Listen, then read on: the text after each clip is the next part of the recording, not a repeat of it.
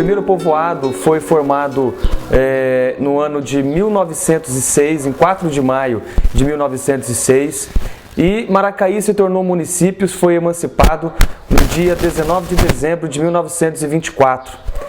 Seus fundadores é José Gonçalves de Mendonça e Joaquim Gonçalves de Oliveira. O município de Maracaí fica aproximadamente 450 quilômetros de São Paulo. O nosso município ele é essencialmente agrícola, dependente da produção sucroalcooleira.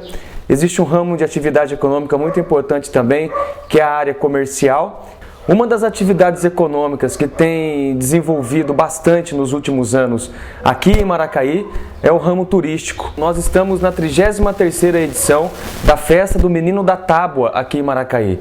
Cerca de 30 mil romeiros de todo o Brasil visitam o nosso município em busca do turismo religioso. É uma atividade muito importante, até porque cerca de 150 famílias dependem direta ou indiretamente da atividade turística aqui no nosso município. Por que esse termo turismo religioso? Aí a gente tem que pensar no contemporâneo, no hoje. O turismo é uma experiência forte no mundo de hoje. A gente observa que cada vez mais, né, e numa quantidade cada vez maior, as pessoas se deslocam da sua experiência cotidiana, né, se deslocam da sua vida de trabalho, das suas obrigações cotidianas, realizando o que nós chamamos de experiência de turismo.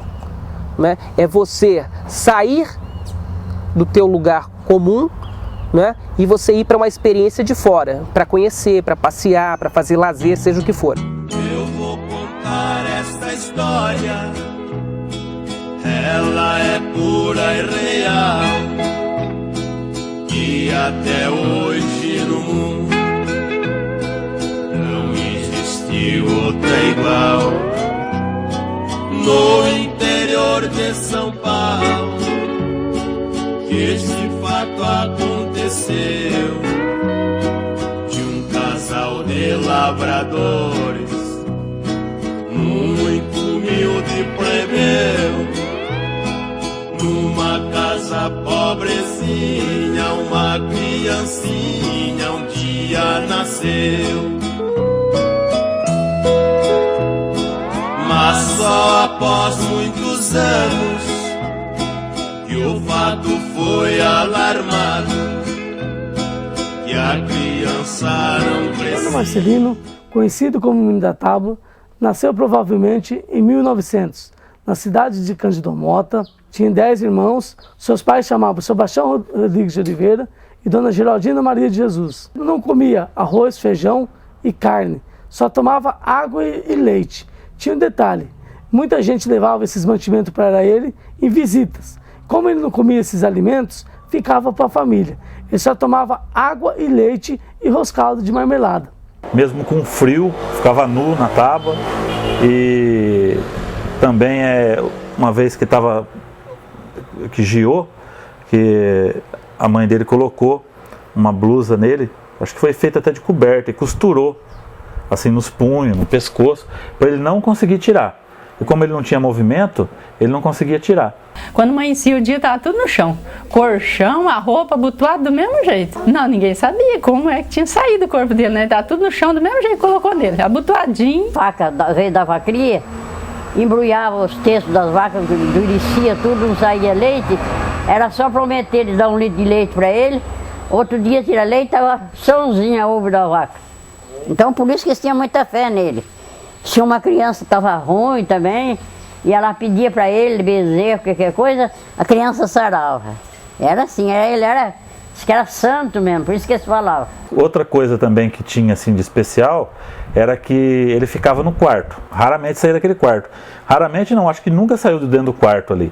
Ficava sempre naquele quarto. Mas eu não cheguei a conhecer, porque eu tinha medo. Diz que quando ele olhava na gente e dava risada, diz que aquele ano escorria bem pra gente. E se ele olhasse na gente e chorasse, diz que corria muito mal pra gente. Então eu tinha medo, falei, eu não vou ver esse menino não. Não tinha data de nascimento dele. Eu não pude achar o certidão de nascimento dele, porque como antigamente os pais não registravam filho deficiente, que ele era uma pessoa portadora de uma deficiência, não registrava o filho.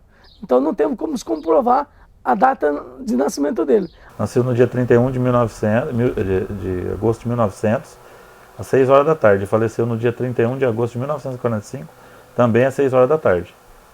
É um fato também, né, bem curioso.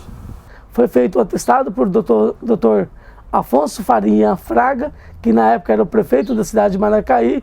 O mês deu o declarante, foi do óbito, que deu sem assistência médica, que ele era uma pessoa deficiente, que da barriga para cima era adulto e da barriga para baixo era criança.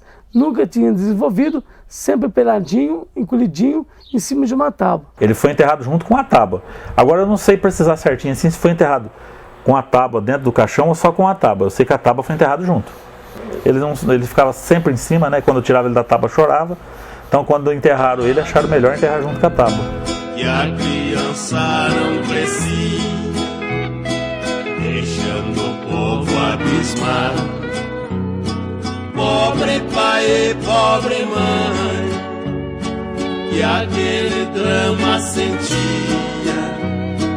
pelos mistérios de Deus. A criança não comia, só bebia leite e água em cima de uma tábua. Nossa, era semanas inteiras. Tanto quando ele morreu aqui, ele foi enterrado aqui, só ia dia de finado, era cheio de litro de leite, era cheio de doce, a sepultura dele dava medo. O pessoal levava, aproveitava.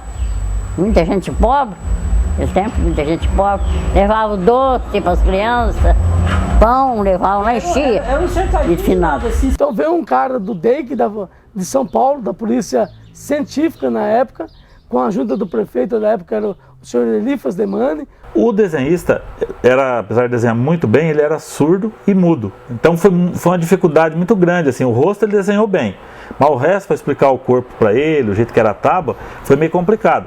Então como demorou muito tal, depois o desenho saiu com a mão aberta, acabaram deixando assim mesmo, mas a mão era fechada. Eu não gostava muito que ficava falando que era parente, porque o pessoal começava a vir lá e achar até que ele fazia milagre também, que era irmão do menino da tábua, e por parecer demais, porque o desenho a foto do menino da tábua foi tirado dele, né, desenhado através dele, com os traços dele, então ele quase não comentava. Se colocasse no berço, não parava de chorar, em cima daquela tábua. Começou em 1977, pela música do Pardim Pardal, que o compositor da música daqui de Maracaí é o senhor Mariporã. Fez a música e foi um grande sucesso em 77, primeiro ano meu de mandato. E eu também fiquei curioso, que o pessoal me perguntava sobre a história do Menino da Tábua, a música, daí saiu o segundo LP, saiu o terceiro LP e foi aumentando. O túmulo lá, falamos com a família autorizou fazer a capela em cima do túmulo, reformamos o túmulo certinho, sem mexer. E após aquilo lá nós fizemos a capela, a Sala dos Milagres, para guardar os objetos doados, fotografia e outras coisas mais. E foi aumentando, cada ano aumentou mais. E ficou marcada a data, último domingo de agosto, que comemora a morte dele. Às vezes cai no dia 31, às vezes cai dia 28. Então tem romaria de todo lado, de todo o país, né? E vem romaria aqui pro túmulo do Menino da Tábua. O maior milagre dele hoje é sustentar uma creche com 200 crianças. O pessoal deixava doações lá no túmulo, em espécie, em dinheiro. Nós fizemos uma comissão e destinamos para a creche e para o asilo. E ajudou bastante, tanto a creche ajuda até hoje, né?